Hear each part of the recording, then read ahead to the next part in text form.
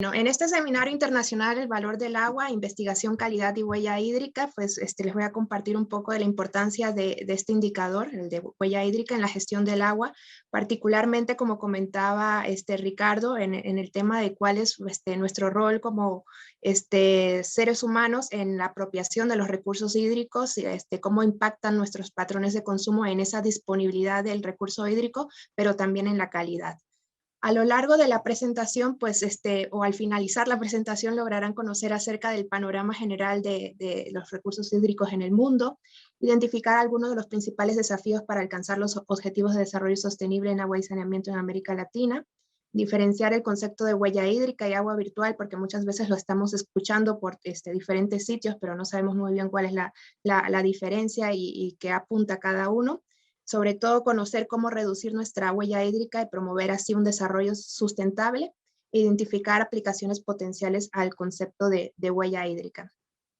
Para iniciar, no voy a ahondar mucho en el tema de en dónde está el agua, porque ya lo abordó magistralmente el doctor Eber, pero recordar, ¿no?, que el 97, más del 97% del agua pues están en los océanos y es agua salada en la que bueno, pues necesita varios tratamientos para poder ser de consumo humano, y el resto pues se encuentra en los glaciares, en los casquetes polares, el agua subterránea, que tiene un rol muy importante, ¿no?, en el abastecimiento de agua. Y aunque parezca, como vemos reduciendo los porcentajes, parezca que tenemos muy poca agua, en realidad el agua teóricamente disponible debería ser suficiente para abastecer a las necesidades humanas. Sin embargo, el problema está que el agua no necesariamente la encontramos en el lugar y en el momento en el que la necesitamos, y estos costos de distribución pues son amplios, ¿no? Ahora, si pensamos en el ciclo hidrológico, si pueden ver mi pantalla, en esta figura, pues podemos ver que, como nos han enseñado desde muy pequeños, pues el agua se evapora desde el océano, sufre un proceso de condensación. También podemos ver que hay evaporación de parte de los diferentes ecosistemas, de los biomas, de las plantaciones. Y también tenemos evapotranspiración, que es de parte ahora sí, de las plantas, ¿no? La evaporación normalmente pues va de parte de los cuerpos superficiales, o lagos, ríos o embalses, y toda esta agua pues sube a la atmósfera y se regresa en forma de precipitación o en forma de nieve por medio de la fusión, etc. En términos de planeación hídrica, normalmente se analiza este proceso utilizando a la cuenca como unidad de medida, pero no necesariamente pues esto ocurre así tan fácilmente como se ve, porque pues ya saben, el océano está en una parte, los asentamientos humanos están en otras, entonces no necesariamente el volumen de agua que necesitamos cae en dónde lo necesitamos y cuándo lo necesitamos. No es un proceso que, aunque se va iniciando por todas las partes y se ocurre todo el tiempo, pues tiene muchas variaciones en cuanto al momento de ocurrencia, ¿no? Entonces, si pensamos en forma de una cuenca, podemos tener en una cuenca entradas y podemos tener salidas de agua. Entonces, todas las entradas pues vienen a ser las entradas naturales, como les comenté, ¿no?, a través de la precipitación, etcétera.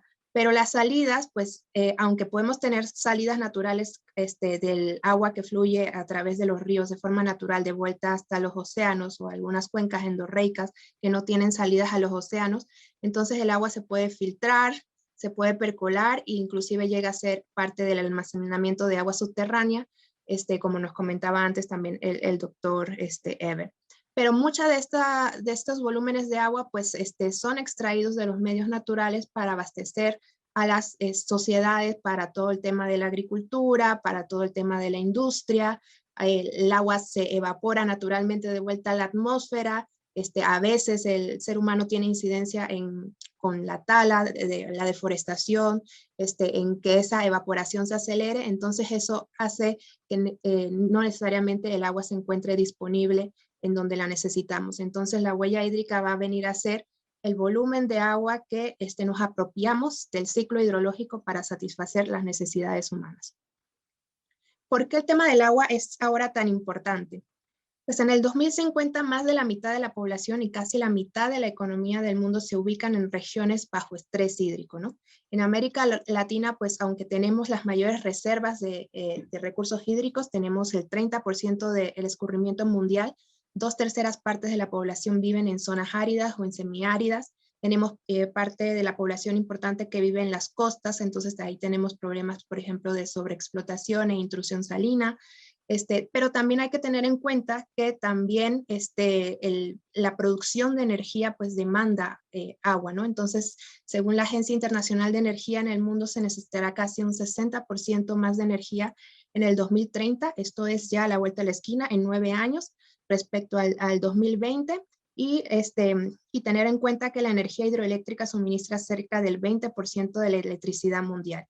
Y otro factor que influye muchísimo en la disponibilidad de recurso hídrico es la calidad del agua, ¿no? Entonces tenemos también en América Latina que el 70% de las aguas residuales no reciben ningún tratamiento y esto pues afecta la calidad del agua y esa agua pues hay que tratarla para poder volverla a usar o está afectando a los ecosistemas naturales. Un aspecto importante es el crecimiento demográfico. Ya somos más de 7,6 miles de millones de habitantes. El tema de la pandemia pues ha reducido un poco eso, pero realmente todavía no es tan significativo para hablar de una reducción de la población. Y vemos que en América Latina pues ya tenemos más del 10% de esta población, tenemos población joven, población que está creciendo, población que va a demandar más recursos naturales, más recursos hídricos en la medida de que también se avance en el desarrollo humano y urbano, ¿no? Recientemente también pues pueden revisar que se va actualizando regularmente la cantidad de la población.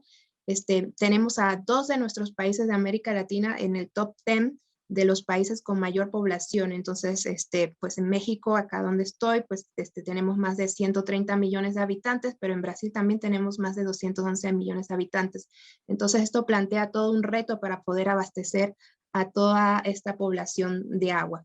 Las tendencias nos indican, como ven en este cuadro, que al 2050 pues la población mundial va a seguir aumentando, no hay ningún indicador que nos indique lo contrario, y esto significa que también la población urbana va a ir aumentando.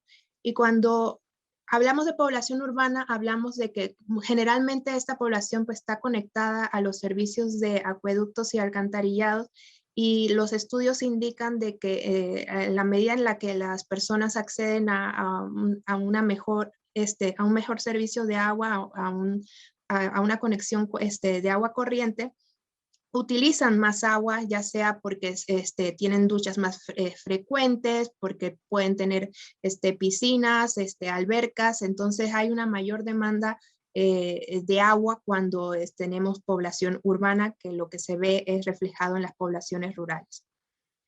América Latina, pues como les había comentado, tiene el 30% de los recursos hídricos, es rica en fauna, tenemos el 40% de todas las especies, el 40% de las aves, un cuarto de los mamíferos, un tercio de las especies de flora. También tenemos ecosistemas únicos, el arrecife mesoamericano, que es el segundo arrecife coralino más grande del mundo, las Amazonas, que es el bosque tropical más grande del mundo, y 6 de los 10 países considerados megadiversos. En esos tenemos Brasil, tenemos a Colombia, tenemos a Ecuador, a México, a Perú y por supuesto también tenemos a Venezuela. Entonces esto plantea también un reto de garantizar la disponibilidad del agua, pero también para los ecosistemas. Normalmente no se ha visto a los sistemas ambientales como un usuario del agua, ¿no? Esto cada vez está tomando mayor relevancia, ya estamos viendo en diferentes normativas en la región, ya incluyen al medio ambiente como un usuario del agua y entonces permiten hacer concesiones directas para poder mantener este tipo de ecosistemas. No nos olvidemos, como comentaba anteriormente, la interdependencia que hay entre la energía, el agua y los alimentos. El agua necesita energía para la producción, para todo el tema del tratamiento, distribución, el uso final del agua, todo esto requiere energía. La producción de alimentos también necesita agua, energía para el cultivo de los alimentos, el procesamiento, la distribución y su transporte.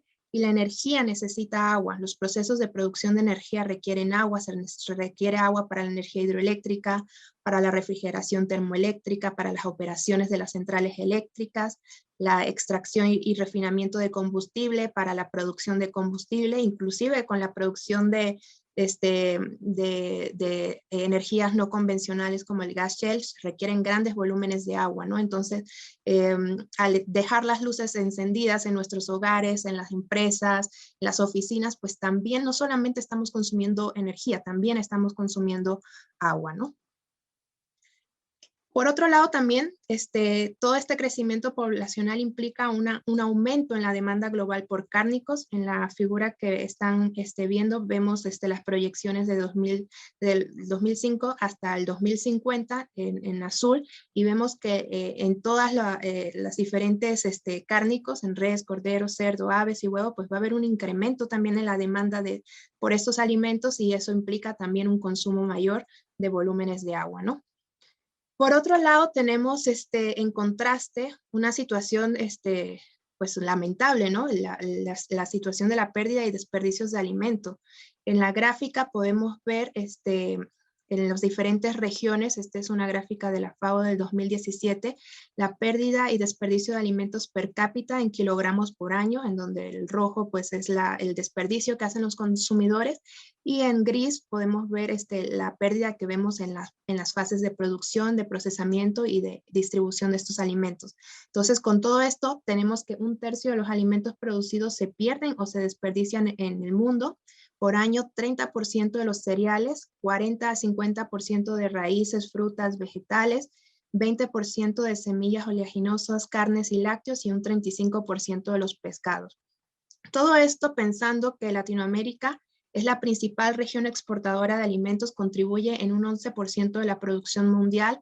Ahora en la pandemia inclusive vimos un aumento en la exportación de productos agrícolas, y al perder estos alimentos, al desperdiciar estos alimentos, también estamos desperdiciando el fósforo, estamos desperdiciando agua, y también se están degradando los suelos de nuestra región, ¿no? Algunos de los efectos potenciales del cambio climático es otro aspecto que es de importancia. Con datos del Centro de Salud Global y Ambiente Global de Harvard, nos indica cuáles son los potenciales impactos del cambio climático de acuerdo a las temperaturas, ¿no? Entonces vemos que si tenemos un aumento de 1.5 grados Celsius, se afecta la producción de trigo, de arroz, de maíz y de soya. A 2 grados la productividad de los cultivos cae drásticamente. A 3 grados ya podemos hablar de extinción de especies locales de peces, y a 4 grados ya hablamos de inseguridad alimentaria, retroceso significativo en el desarrollo. Entonces, al hablar de disponibilidad de recursos hídricos, del uso del agua, también tenemos que hablar de cambio climático, ¿no? Aunque con cambio climático o sin cambio climático, pues ya vemos estos otros factores que inciden en la disponibilidad del recurso hídrico para todos nosotros. La contaminación, como les había comentado antes, es importante, sigue creciendo a nivel mundial. Prácticamente todas las actividades productoras de bienes generan contaminantes como subproductos no deseados, lo que llamamos también externalidades negativas. Entre los contaminantes más importantes del agua, por las actividades humanas, obviamente, pues está todos los microbios, patógenos, lo estamos viendo también ahora con la pandemia, ¿no? De que también se ha detectado el virus del SARS-CoV-2 en las aguas residuales. Sustancias que consumen el oxígeno del agua, todos los productos orgánicos, pues eso va consumiendo el oxígeno del agua, metales pesados, materia orgánica, sedimentos en suspensión, todos los pesticidas, los cuales en su mayoría provienen de fuentes difusas, entonces es más complicado rastrearlos, pero no imposible. Y el calor también eleva la temperatura de las aguas receptoras de vertidos, y también puede ser considerado un contaminante porque pues, puede tener una incidencia en todo el ecosistema del lugar en donde se vierte esta agua a una diferente temperatura, y una incidencia en el desarrollo de ciertas especies animales e incluso vegetales. Muchas industrias, algunas de ellas conocidas por ser altamente contaminantes, tales como la industria química y la del cuero, se están trasladando también a países de países de ingresos altos a los países de economías emergentes, generando problemas graves de contaminación. En esta gráfica podemos ver también los niveles de arsénico que podemos encontrar en diferentes acuíferos. Cabe mencionar que se puede encontrar arsénico naturalmente en algunos acuíferos, pero otros sí tienen mucha incidencia por parte de las actividades humanas, como por ejemplo la minería, ¿no? Entonces, todo esto, como comentaban en la presentación anterior, pues es muy difícil descontaminar un acuífero contaminado y eso va restando la disponibilidad de agua para las diferentes actividades. También en la región tenemos mucha presencia de flúor en las aguas subterráneas. Aquí los efectos que se pueden ver visiblemente en los dientes de las personas, y también la fluorosis esquelética que se desarrolla a partir de concentraciones mayores a 4.0 miligramos por litro de agua, ¿no? En donde la World Health Organization indica que pues el valor límite establecido es 1.5 miligramos por litro. Entonces, podemos encontrar flúor natural en diferentes acuíferos, pero hay muchísimos acuíferos que ya se encuentran contaminados porque cada vez se requiere obtener agua de fuentes más profundas y eso hace que algunos minerales y compuestos de la tierra pues contaminen el agua que está almacenada en los diferentes acuíferos. Para compartirles un poco de las experiencias más locales, les quiero compartir unas encuestas que realizamos en la región, en 5 países en América Latina, acerca de la percepción de las problemáticas relacionadas con el sector hídrico, a las que se considera que se debe prestar una mayor atención en los diferentes países. En este caso, en Nicaragua, pues se considera importante ampliar la cobertura del agua porque hay falta de acceso al agua todavía, a estas fuentes mejoradas. El saneamiento del agua, el agua de calidad también es otro tema importante, el uso eficiente y la modernización de los sistemas. En el caso de Guatemala, también el tema de la ampliación de la cobertura es relevante, pero también hay otros temas que normalmente pues no se abordaban, que es el tema de la protección del medio ambiente y el saneamiento del agua o agua de calidad. En el caso de Colombia, la mayor preocupación, según la percepción de los expertos encuestados, es que hace falta modernizar los sistemas y el saneamiento de agua, tener agua de calidad, pues es una de las mayores preocupaciones en este país.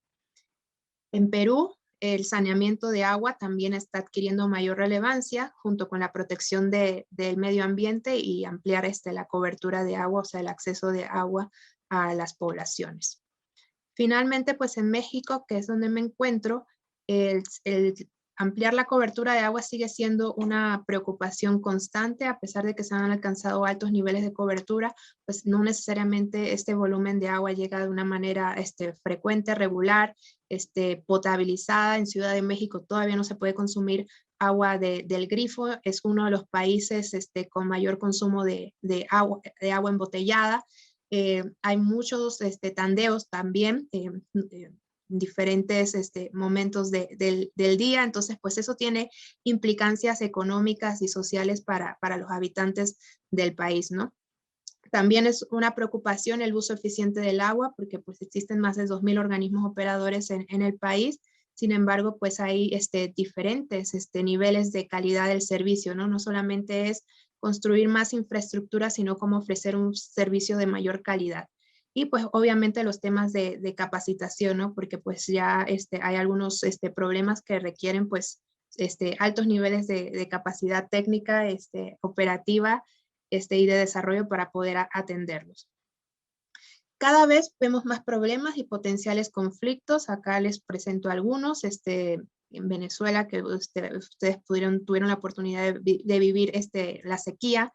Acá en México también estamos atravesando una sequía en donde 10 municipios se han declarado en emergencia por sequía, es decir que pues ya está declarado que va a haber pérdidas de cultivos, obviamente pérdida de biodiversidad y tiene pues diferentes implicancias económicas también y sociales todo esto. En la medida en la que, lo hemos visto también con las vacunas, ¿no? En la medida que un bien escasea, pues existe el potencial de haber mayores conflictos por acceder a ese recurso y en este caso en el agua. Ya hay muchos ejemplos en la región de conflictos por el agua e inclusive pues hemos visto casos de personas fallecidas en conflictos y guerras o las guerras llamadas por el agua, ¿no?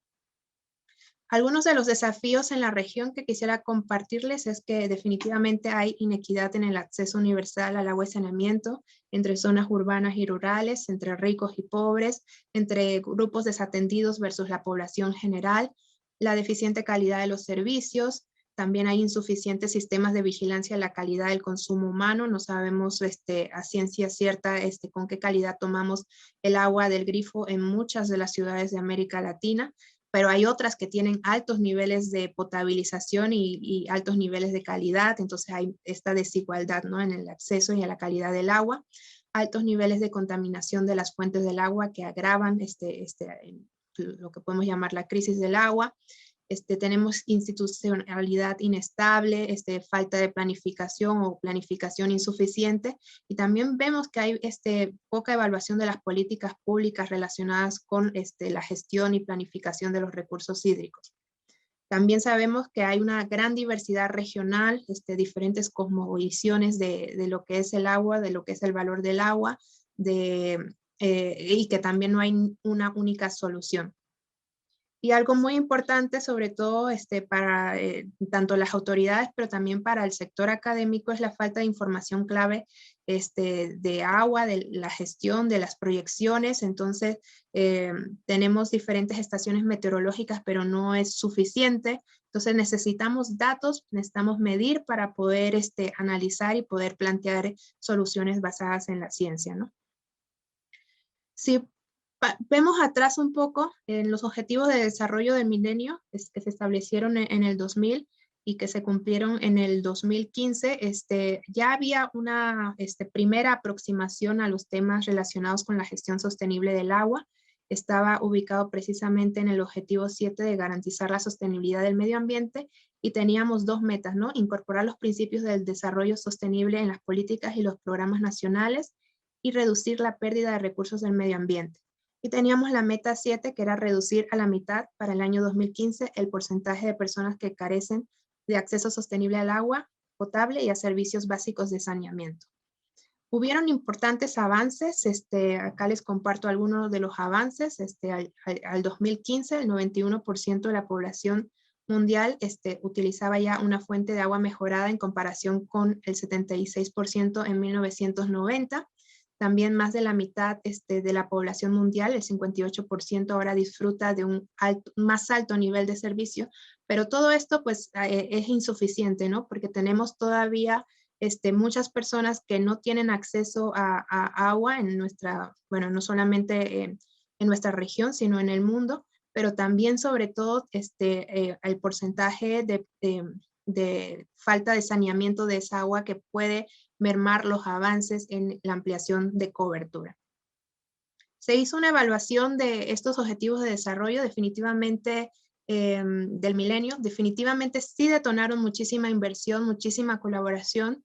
Sin embargo, pues todavía quedaban algunas metas o objetivos por cumplir. Al 2015, cuando era el plazo límite para cumplir estos objetivos, 663 millones de personas todavía utilizaban fuentes no mejoradas de agua potable y 4.500 millones de personas carecían de servicios de saneamiento.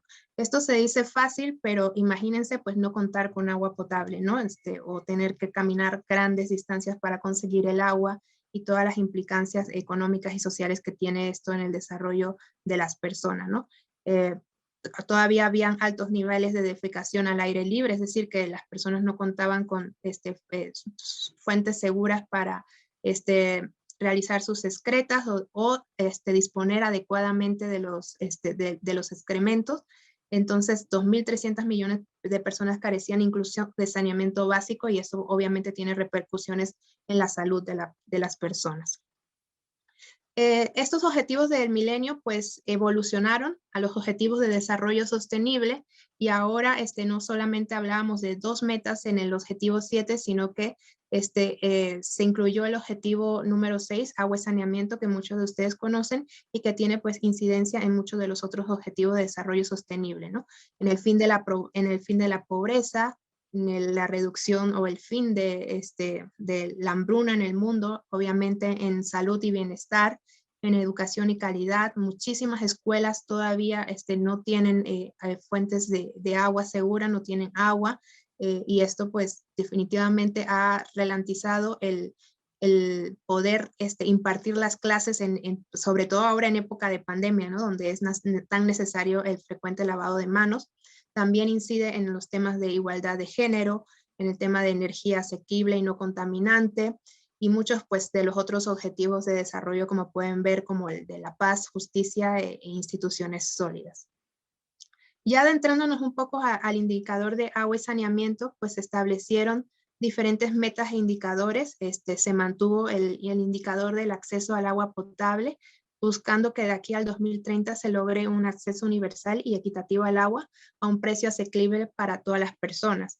Pero esto también sufrió una transformación, ¿no? Ahora hay una definición de qué es acceso, de qué es universal, qué se refieren con equitativo, qué es agua potable a un precio asequible y para todos, ¿no? Entonces, ya no solamente es alguna fuente básica de acceso a agua, como estaba definido en los Objetivos de Desarrollo del Milenio, sino que ahora hablamos de un acceso a una gestión mejorada de agua potable con todos estos valores que les he compartido.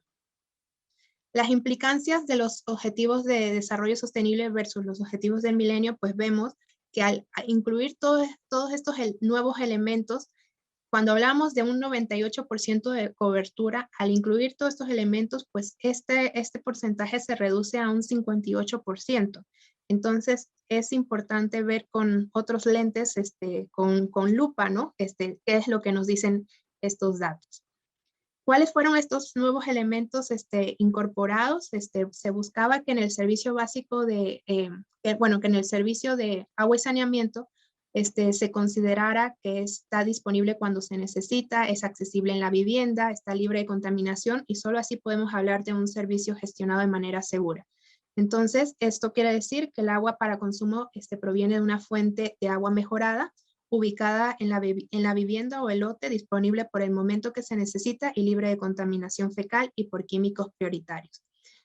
Básico, que es como se consideraba en los Objetivos de Desarrollo Milenio, se refiere al agua para consumo proveniente de una fuente mejorada en la medida de que el tiempo de ida, de espera y vuelta para conseguir agua no sea mayor a 30 minutos, es decir, que pudiera ser una fuente que esté común, en una escuela, en una iglesia, pero no necesariamente era dentro del hogar, ¿no? Y pues eso obviamente pues repercute. Limitado, cuando el agua proviene de una fuente mejorada con un tiempo de ida y vuelta mayor a 30 minutos. No mejorada cuando se habla de un pozo excavado no protegido o de un manantial no protegido. Y finalmente, que es el agua de superficie, ¿no? Que es agua para consumo procedente de ríos, represas, lagos, estanques, arroyos, etcétera, y que no necesariamente reciben ningún tratamiento para el consumo humano. Y por otro lado, pues tenemos un poco las características parecidas en la parte de saneamiento, ¿no? El servicio gestionado de manera segura se refiere a excrementos vaciados y tratados fuera del terreno, excrementos tratados y eliminados in situ o aguas residuales tratadas fuera del terreno. Entonces aquí vemos las diferentes clasificaciones, es así como nos dan los diferentes valores que podemos ver de los objetivos del desarrollo sostenible. Otras de las metas importantes también que se incluyeron, pues es el acceso a servicios de saneamiento e higiene, que no estaba en los objetivos de desarrollo del milenio, la calidad del agua, la contaminación y aguas residuales, el uso eficiente de los recursos hídricos, la gestión integral de recursos hídricos, ecosistemas relacionados con agua, creación de capacidades de gestión y participación de las comunidades locales. Este mapa que les estoy compartiendo, pues es recién salido ahora sí del horno, ¿no? Hay una plataforma virtual del Joint Monitoring Program, en donde podemos observar cómo van avanzando los diferentes países en cuanto al cumplimiento de los ODS. Lo consulté ahora el 20 de marzo, y pues los gobiernos son los que proveen la información, y salió un reporte ahora en marzo señalando cómo iban avanzando los diferentes países. Lamentablemente, pues el reporte hace énfasis en que no se está avanzando a la velocidad necesaria para cumplir los objetivos de desarrollo sostenible al 2030. Aquí pueden ver un poco cómo está en América Latina, y en gris podemos ver que como no hay información disponible, es decir, que no se está dando un seguimiento a este avance en la agenda del 2030, ¿no? Entonces, muy importante pues todos los temas que quedan pendientes por hacer y cumplir con estos objetivos, no solamente por el hecho de cumplir, sino por lograr mejor calidad de vida a las personas. Aquí un poquito cómo ha avanzado de 2000 al 2017 este nuevo indicador, la proporción de la población que utiliza servicios de suministro de agua potable gestionada sin riesgos, con datos hasta el 2017, vemos que ha avanzado de 56 al 74% en lo que se refiere a gestión de agua segura, de cobertura de agua básica, pues el 34%, ha disminuido al 22%, parte pues ha aumentado a ser agua gestionada de manera segura, y pues acá siguen los principales retos pendientes, ¿no? Para reducir la desigualdad. En temas de saneamiento, el servicios de saneamiento gestionados sin riesgo, pues nos muestra un panorama aún más alertador, ¿no? Realmente lo que les comentaba al inicio, ¿no? Más del 70% del agua residual pues no está siendo tratada, ¿no? Entonces, eso tiene grandes implicancias no solamente en la salud de las personas, sino también en la salud de los ecosistemas naturales. En términos de la gestión integrada de recursos hídricos, aquí también les comparto un mapa de cómo va avanzando en la región. También vemos todavía retos muy pendientes en aplicar los principios de la gestión integrada de recursos hídricos.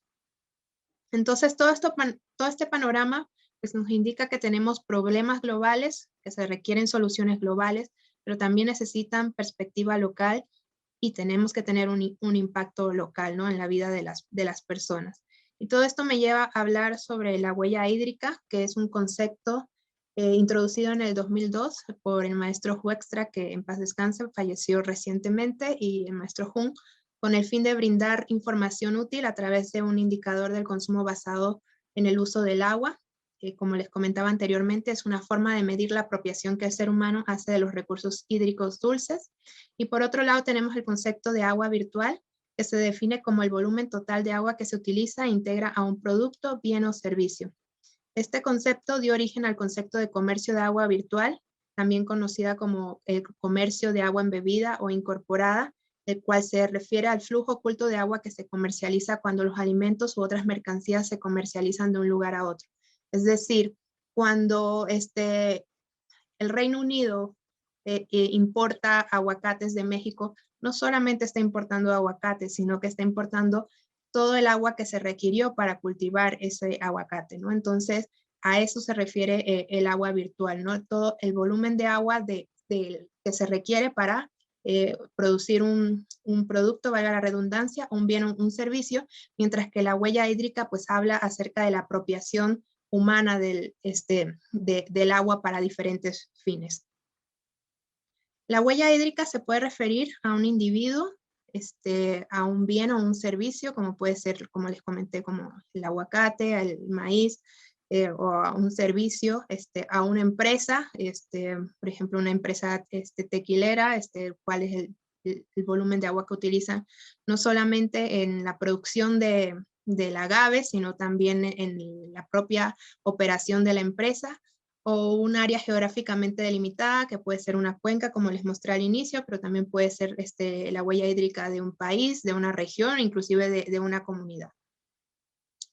Este indicador ha sido muy novedoso porque tiene una aplicación multidimensional. Tiene una aplicación geográfica, no es lo mismo la huella hídrica que tenemos acá en México que la huella hídrica que tienen en Venezuela, porque también contempla aspectos importantes, sobre todo en la evaluación de la sostenibilidad, de la disponibilidad del recurso hídrico desde donde se está utilizando el agua. Tiene una variable del tiempo. No es lo mismo la disponibilidad de agua en periodos de escasez y en periodos normales o de inundaciones. Toma en cuenta también aspectos de uso indirecto e indirecto. No solamente es el volumen de agua que se requiere para prepararse un café o un té, sino que todo el volumen de agua indirecto, ¿no?, que se utilizó para producir ese grano de café. Y también tiene una dimensión del color, ¿no?, en donde podemos ver que la huella hídrica azul se refiere al agua extraída de una fuente y aplicada artificialmente. Esta fuente puede ser un embalse, puede ser aguas subterráneas, puede ser aguas superficiales. La huella hídrica verde se refiere al agua de lluvia que se almacena en el suelo, que es la capa superior del suelo. Y la huella hídrica gris, el agua necesaria para asimilar los contaminantes de retorno o la contaminación de los procesos productivos. Ahora, si vemos la aproximación sistemática de la contabilidad de la huella hídrica para evitar dobles conteos, podemos pensar en la huella hídrica de un área geográficamente delimitada que está compuesta por la huella hídrica de todos los procesos que ocurren dentro de esa área geográfica, ¿no?, de una cuenca, de un país, de una ciudad, como les comenté. Esta huella hídrica de los procesos, pues, identifica también cuál es la huella hídrica de un producto o de todos los conjuntos de productos que se producen en esa área, y entonces podemos ya dividir entre la huella hídrica de un productor o de un país productor y la huella hídrica de un país consumidor o de un consumidor, ¿no? Entonces uno como consumidor puede analizar su propia huella hídrica con todo lo que uno consume o el de los productores con lo que ellos producen. Un ejemplo un poco didáctico acerca de cómo se evalúa esta huella hídrica, que se refiere al volumen total de agua utilizado en todos los procesos de la cadena de producción en un periodo de tiempo, es decir, desde el cultivo, desde la siembra, pasa por la fase de la cosecha, todo el procesamiento industrial, hasta que tenemos el producto final, que en este caso pues es una camiseta de algodón que requirió en total, en todo el proceso, unos 2.600 litros de agua para producir esa camiseta de algodón. En este ejemplo del té, vemos que a lo largo de la cadena de suministro, pues tenemos huellas hídricas indirectas y la huella hídrica directa e indirecta, donde habla de la plantación del té, todo la fase de la cosecha, la limpia, toda la parte del procesado, ya cuando se han cortado las diferentes hojas, el embalaje, luego la parte de la distribución y finalmente pues la del consumidor, en donde pues también estás utilizando agua adicional para ahora sí preparar el té, ¿no? Y en el caso de la huella hídrica de un individuo, el volumen total de agua dulce utilizado para producir todos los bienes y servicios que este individuo consume en un periodo de tiempo. Entonces acá viene la relevancia del indicador para hacer un buen comunicador de cómo nuestros patrones de consumo pues afectan la disponibilidad de los recursos hídricos, ¿no? Cuánta ropa nos compramos al año, qué productos consumimos. Si consumimos mucha carne, la carne pues tiene una mayor huella hídrica que los vegetales, porque pues se tiene que contemplar todo el proceso de engorda, ¿no?, de la res o de los diferentes animales, el procesamiento que requiere hasta que llega el producto a nuestra mesa. Por ejemplo, también los consumos tecnológicos, ¿no?, de los celulares, las computadoras, y eso pues obviamente todo eso requiere volúmenes de agua importantes para su producción. Entonces no solamente, ahora sí que no hablamos del volumen de agua que utilizamos al abrir el grifo en nuestra casa, sino el volumen de agua que nos estamos apropiando del ciclo hidrológico para poseer todos estos bienes y servicios que consumimos. Los componentes de la huella hídrica, pues tiene un componente de huella hídrica directa, como les comenté anteriormente, uno de indirecta, aborda los temas de consumo de agua, pero también aborda los temas de contaminación del agua. Normalmente lo único y lo relevante del concepto o la diferenciación es que anteriormente se hablaba solamente de extracción del agua o de concesiones del agua. Estas eran las estadísticas tradicionales del uso del agua, y no contemplaban pues esta contaminación que se hace al agua. No se contabilizaba también la parte del agua que se está utilizando para el riego, normalmente que es agua de lluvia sin almacenar. Entonces, por eso se llama que es un indicador holístico también. ¿Cómo podemos calcular la huella hídrica de un producto? Tenemos que identificar cuáles son los procesos seguidos, qué materias primas se usan en su fabricación, por ejemplo, del refresco, ¿no? Está todo el tema del azúcar, la caña del azúcar, etcétera. Cuánto de cada una de ellas, qué otros materiales se utilizan en el embalaje, en el transporte, cuál es la huella hídrica de todos estos productos, de todos estos materiales adicionales que se hacen. Si consumimos un jugo procesado, pues obviamente también tiene otros ingredientes y cuál es la huella hídrica de esos otros ingredientes. La huella hídrica de otros componentes, por ejemplo, el transporte, del embalaje, de la energía, y todo eso se le asigna una fracción de producto, porque obviamente cuando estamos haciendo una producción masiva, pues no solamente sale un refresco o un celular, ¿no? Esto se tiene que fraccionar en las diferentes volúmenes de producción. Y finalmente, ¿cuál es la huella hídrica operacional, ¿no? para que funcione la operación? Entonces podemos ver que la huella hídrica de una organización pues se ve reflejada por la huella hídrica operacional, pero también por la de la cadena de suministro, y muchas veces pues estos tienen huellas hídricas asociadas a cada uno de estas operaciones, ¿no? En sus 3 niveles de huella hídrica: verde, azul o gris, dependiendo del producto o de la organización en la que se esté haciendo la evaluación. Algunos valores de huella hídrica de productos comunes, dependiendo de cuántos gramos de algodón tiene una playera, puede ser 2000 litros o menos o más. Las hojas de papel, pues 10 litros de agua. Un microchip que se requiere para los celulares, las computadoras, 32 litros de agua. Un par de zapatos de piel bovina requiere 8000 litros de agua. Una taza de café, 140. Un vaso de cerveza, 75 litros, un vaso de leche, 200 litros, y una hamburguesa, 2400 litros, ¿no? Entonces, con esto, muchas veces en las presentaciones y en las clases, pues me dicen los estudiantes, ¿no? Entonces vamos a consumir más cerveza que leche, ¿no? No se trata de eso, sino ser conscientes de los productos que estamos consumiendo, ¿no? Para saber qué impacto estamos teniendo en los recursos hídricos y cómo podemos, ser más sustentables. Al hacer la evaluación de la huella hídrica de una cuenca, volviendo un poco al ejemplo inicial, lo primero pues vemos cuál es el agua disponible en esa cuenca, ¿no? Los fenómenos externos o los factores externos que influyen en la disponibilidad del agua, pues ya vimos, ¿no? El propio ciclo hidrológico, el propio régimen de precipitaciones, pero también pues, puede tener otros efectos externos, como por ejemplo el cambio climático, o el fenómeno de la Niña que está afectando ahorita, por ejemplo, a la región de Centroamérica y México, etcétera, ¿no? Entonces, normalmente se hace un balance hídrico para saber cuál es el volumen de agua renovable, la disponibilidad del agua, y entonces esta agua disponible pues la tenemos para los ecosistemas, en donde se le puede hacer una evaluación de cuál es el caudal ecológico, el volumen de agua necesario para el mantenimiento de los ecosistemas, y el agua para las actividades humanas. Y estas actividades humanas, pues hay que cuantificarlas, ¿no? Puede ser consumo doméstico, puede ser el sector agrícola, puede ser el sector minero, el sector industrial, el sector energético, dependiendo de qué actividades económicas se desarrollan en la cuenca, pues así serán los diferentes sectores que habría que evaluar. A este proceso de evaluación o de contabilidad de la huella hídrica de los diferentes sectores que hay en la cuenca, pues se hace un análisis de evaluación de la huella hídrica, en donde podemos hacer una evaluación social, económica, ambiental de esa huella hídrica, y finalmente pues establecer estrategias de respuesta.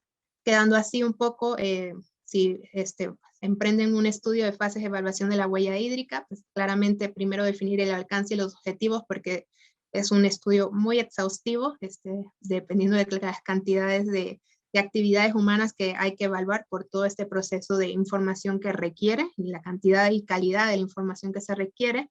Luego el proceso de cuantificación de la huella hídrica, su evaluación de sostenibilidad, analizando desde las perspectivas ambiental, social y económica, y finalmente la formulación de estrategias, ¿no? De quién puede hacer qué para resolver o evitar alguna problemática con relación a la disponibilidad de los recursos hídricos.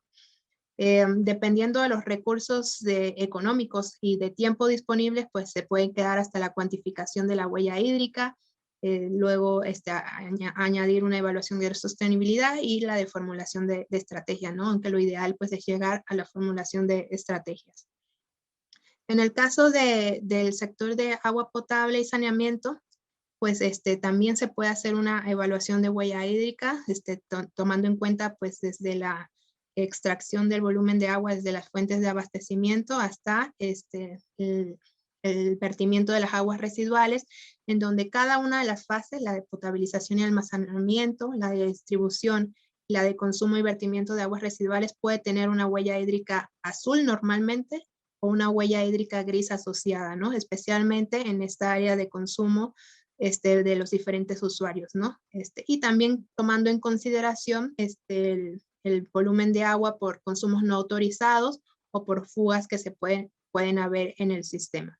Finalmente, pues se hace una adición simple de los diferentes valores en cada una de las fases hasta llegar a la huella hídrica azul total del sector doméstico, así como también de la huella hídrica gris de total del sector doméstico. Para la contabilidad de la huella hídrica agrícola, pues también se requiere una gran cantidad de datos.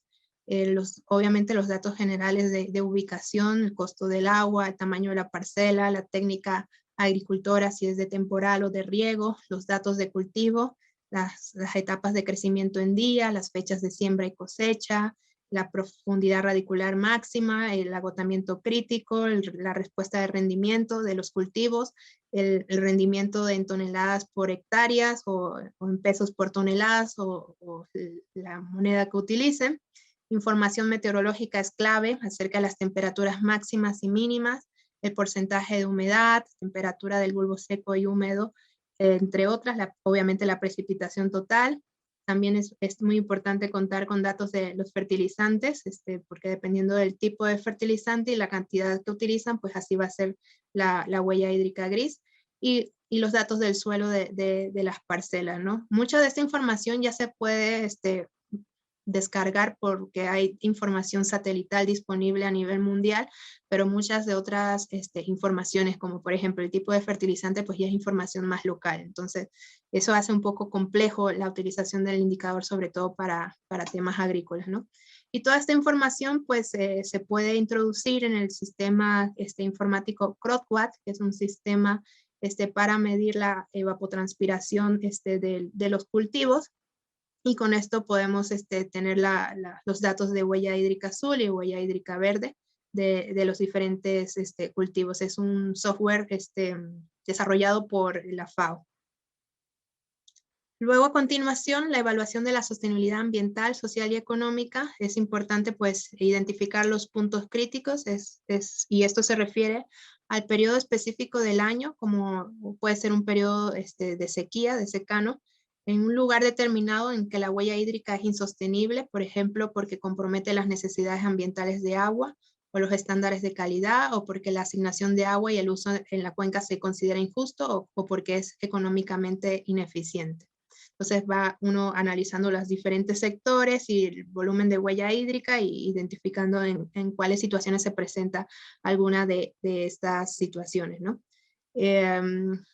Cuando hablamos de sostenibilidad ambiental, pues vemos la oferta natural disponible de agua superficial y subterránea versus la huella hídrica que identificamos para ver si hay una mayor huella hídrica del agua naturalmente disponible. Y entonces cuando hablamos de sobreexplotación, ¿no? De los acuíferos o podemos ya ver problemas en las aguas superficiales porque no se está respetando el caudal ambiental, o sea, no estamos ya dejando volumen de agua suficiente para los ecosistemas, o cuando la huella hídrica gris excede los límites máximos permisibles de contaminación en un río o un acuífero.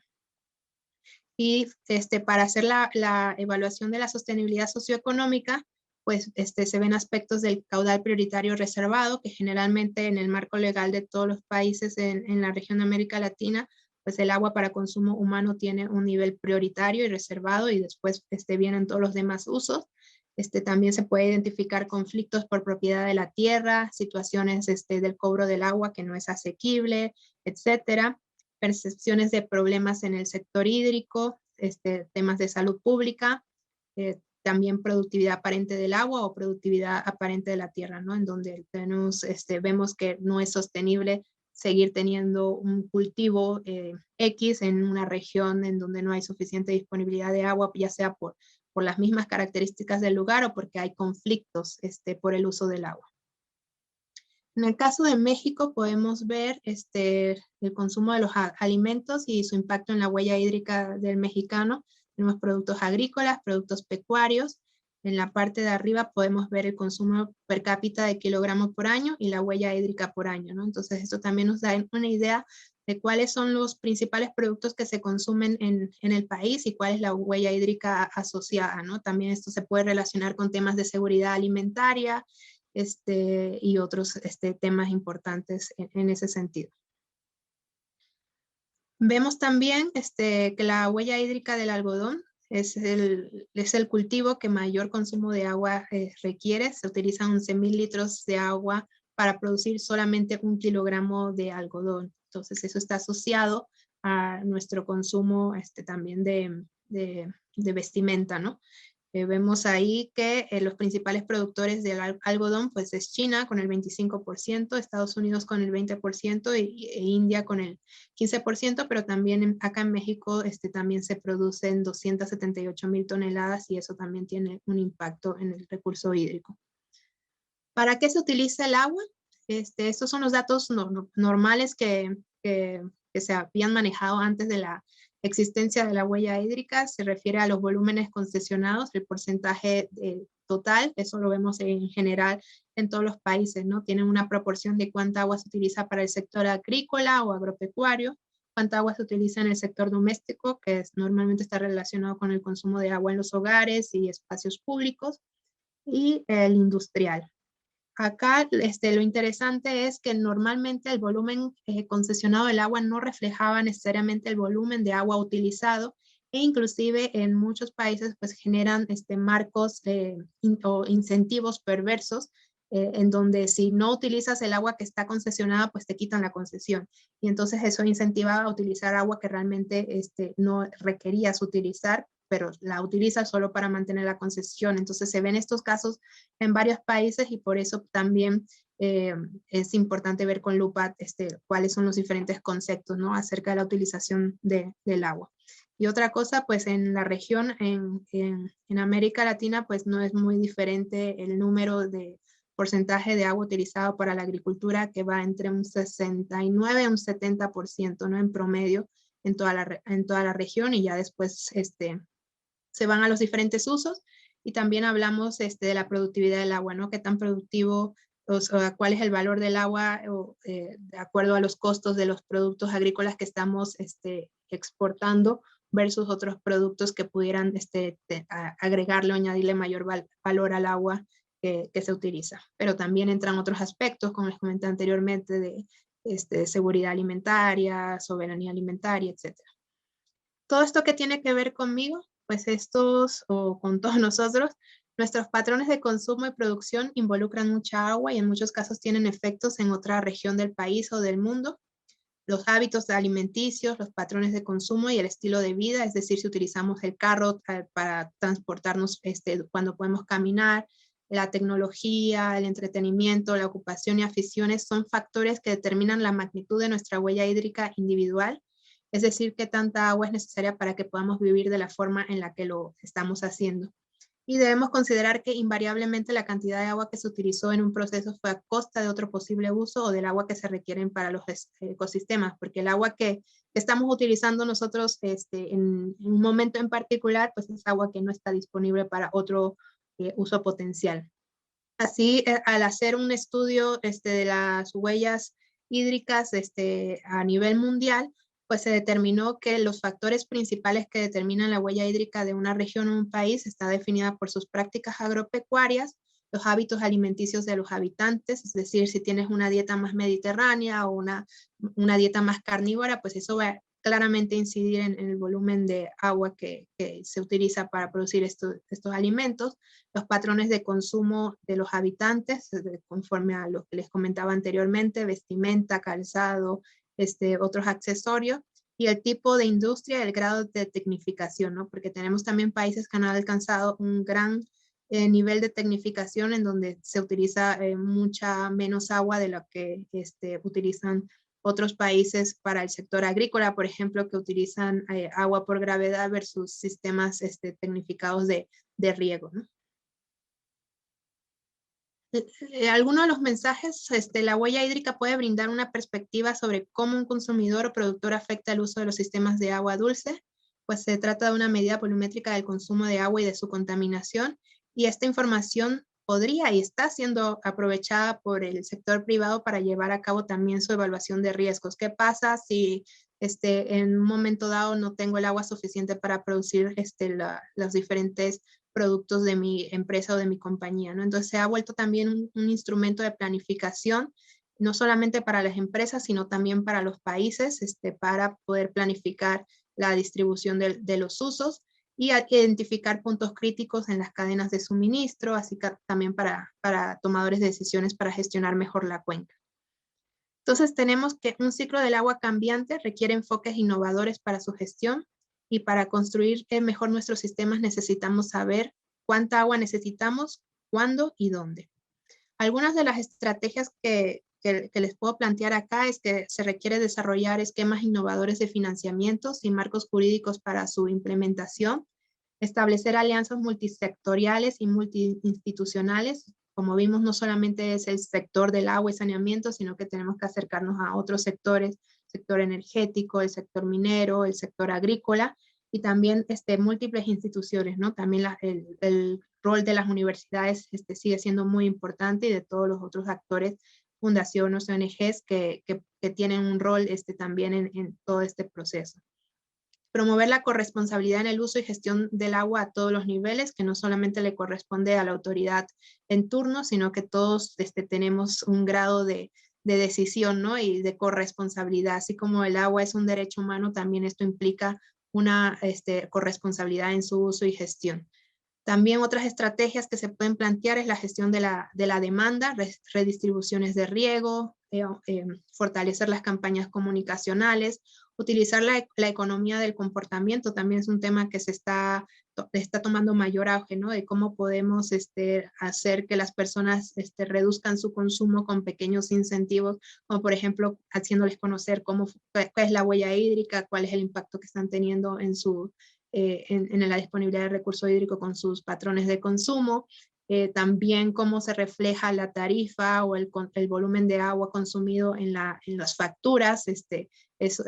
Todo esto pues está muy ligado a toda la economía del comportamiento, de cómo establecer estrategias para que las personas consuman menos agua y no se desperdicie el agua, y también así todos los productos, ¿no? Como les comentaba anteriormente, también perder o desperdiciar alimentos, eso implica también una pérdida de agua. Todos los temas de la planificación del territorio, restricciones al desarrollo, es muy difícil, políticamente inviable establecer límites, ¿no? ¿Qué tanto pueden crecer las ciudades?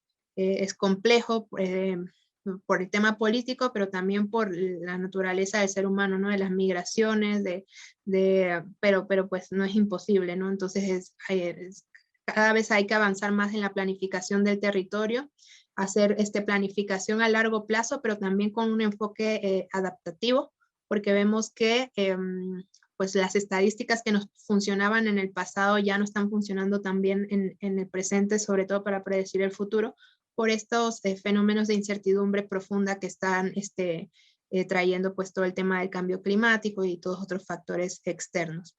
También hacer una gestión de la oferta de nuevas fuentes de agua, una mejora en infraestructura existente, en los embalses, en los acueductos, las redes de distribución. Pensar también no solamente en infraestructura gris, sino también en infraestructura verde o una infraestructura mixta.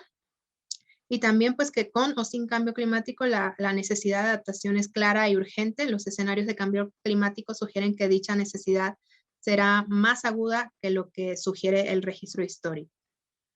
Pasar de una planeación tradicional a una planeación participativa que sea más descentralizada, de la periferia al centro, una planeación horizontal y concertada desde abajo hacia arriba, dialoguista, con el diálogo de los saberes, experiencias y conocimientos, que sea más integral, de largo plazo, con enfoque adaptativo, construir a una visión de futuro, reconocer como una necesidad real, que es esta planeación participativa, priorizar la inversión social para reducir las desigualdades y la inclusión social, asignar responsabilidades y compromiso social, lo que llamamos acciones colectivas, porque no es algo que pueda hacer solamente un ministerio o pueda hacer solamente una autoridad municipal, no es algo en lo que hay que participar todos.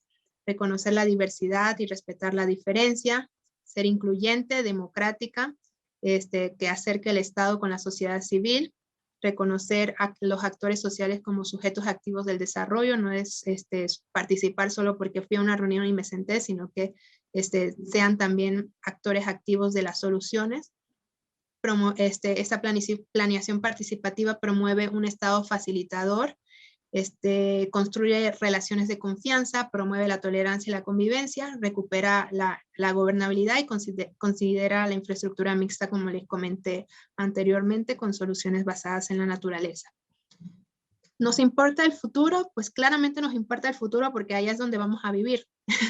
Entonces, tenemos que incorporar también todos los nuevos temas que se están desarrollando en inteligencia artificial, Big Data, Machine Learning, agua digital, el Internet de las Cosas, blockchain, porque pues muchos otros sectores ya se ha avanzado muchísimo en estos temas.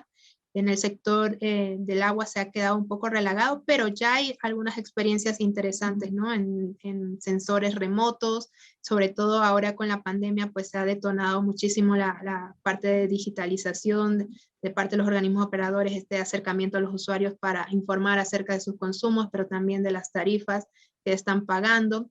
También para la operación de los propios sistemas de agua potable, pues operación remota, todo lo que tiene que ver también con el Big Data, toda la información que surge a partir de los usuarios, pero también de la operación misma. Pues finalmente, pues muchísimas gracias. Uy, hay algún micrófono abierto. Sí. Les decía que para finalizar, pues les quería invitar a que si están más interesados en conocer un poco más del tema de la huella hídrica, pues hay un curso gratuito disponible por el Tecnológico de Monterrey que se llama Huella Hídrica, una mirada integral al uso del agua. Está en la plataforma EDX y pues profundiza un poco en los temas que les acabo de comentar. Y cualquier otra duda o comentario o sugerencia, pues también acá les dejo mis correos electrónicos. Pues muchísimas gracias. Bueno, muchísimas gracias, profesora. Esto es una clase de posgrado que tuvimos, un semestre, prácticamente condensado. ¿Ok? Excelente, maravilloso este concepto de la huella hídrica y además este tema de la economía del comportamiento, que también está asociado a la economía del consumo, y cómo poder fusionar toda esta información para hacer mucho más viable el tema de la gestión integral de los recursos hídricos del agua. E inclusive, muy interesante el planteamiento que usted hace, que además va a estar en el libro, una vez como memoria del seminario, de toda esta interrelación con el Estado facilitador y de cómo la sociedad civil también se integra a ese proceso de gestión del agua, porque indiscutiblemente es un tema de corresponsabilidad. Entonces, bueno, ¿qué más podemos decir? Aquí son felicitaciones, solicitando más datos. Ahorita se los colocamos los datos del correo electrónico para que lo tengan en el chat. Ya también el profesor Heber también lo colocó allí.